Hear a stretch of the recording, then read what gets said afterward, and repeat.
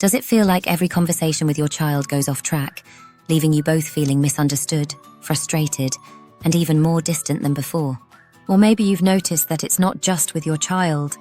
The same disconnect happens in other relationships too, with your partner, friends, or even co-workers. If you're feeling that disconnect, know you're not alone. Hi and welcome. Today, we're talking about a powerful communication tool called Clean Language. Developed by therapist David Grove, Clean Language is designed to create a safe, neutral space for people to express themselves openly and without judgment. And it's not just for parents. Clean language techniques can improve connection and understanding in all relationships, whether at home, work, or in social settings. Clean language works by asking questions in a way that encourages others to explore their thoughts and feelings without feeling judged, misunderstood, or pressured. It's especially effective when there's tension or emotional distance, when every conversation seems to spark frustration or defensiveness.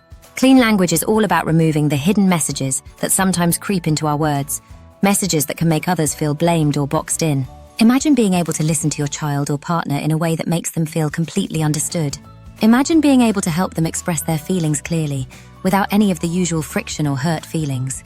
Clean language helps create that space by keeping our words neutral, open, and genuinely curious. So, let's dive into some clean language tips that can help you connect on a deeper level with those around you. 1. Use neutral questions to avoid leading or suggesting. Start by asking open-ended questions that encourage your child or anyone else to express their own thoughts and feelings without influence.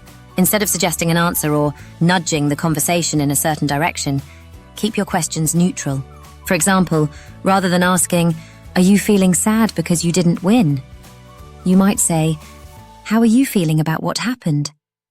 This gives them space to answer in a way that's fully theirs, without any unintentional pressure. 2. Reflect their words back to them. When you repeat your child's exact words back to them, it shows them that you're listening closely and respect what they're saying. Using their own words also avoids misinterpretation, so they feel truly heard. For example, if your child says, "I don't like school," respond with, "You don't like school. And what is it about school that you don't like?" This allows them to stay in their own experience without the feeling that you're editing or changing their thoughts. 3.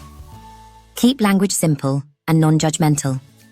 Clean language works best when we stick to simple, neutral words, leaving out any emotional tone that might make the person feel judged.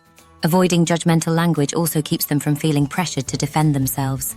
So instead of saying, "You shouldn't feel that way," try, "So you're feeling that way." This approach validates their emotions without labeling them as right or wrong, making it easier for them to continue sharing. 4. Ask, "And what else?" or "Is there anything else?" These simple prompts allow the other person to share more without feeling pushed. It can help them dig deeper into their own thoughts or emotions, even when they may not know exactly how to describe what they're feeling.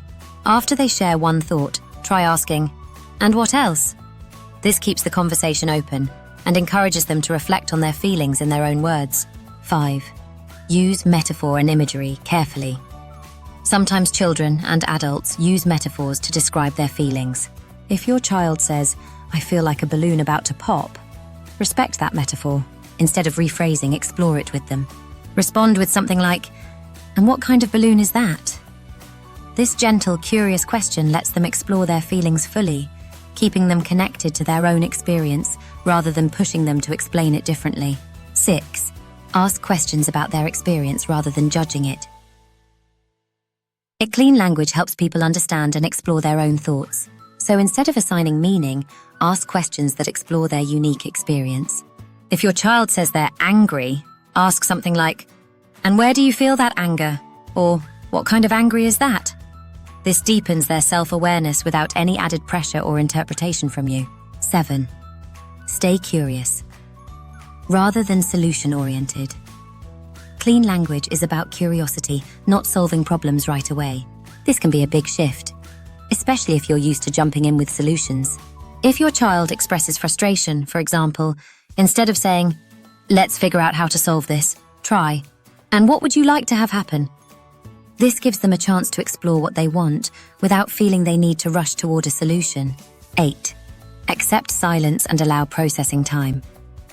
Often people, especially children, need a moment to process their responses. In clean language, silence is powerful, It allows them time to reflect. So after asking a question, let the silence hang without jumping in. This simple pause can help them think deeply and respond in a way that feels right for them. Using clean language can truly transform your relationships with your child and everyone around you. It's a way of speaking that creates space for others to feel seen, understood, and accepted exactly as they are. This style of communication builds trust, reduces conflict, and encourages deeper connection. No matter where you use it, at home, at work, or even with friends. Remember, clean language isn't about controlling the conversation or directing it. It's about creating a safe space for self-expression. With each question and each moment of active listening, you're fostering a bond of mutual respect and understanding that's built to last. Thank you for watching. If you found this helpful, please consider subscribing for more insights on building strong, connected relationships in every area of life.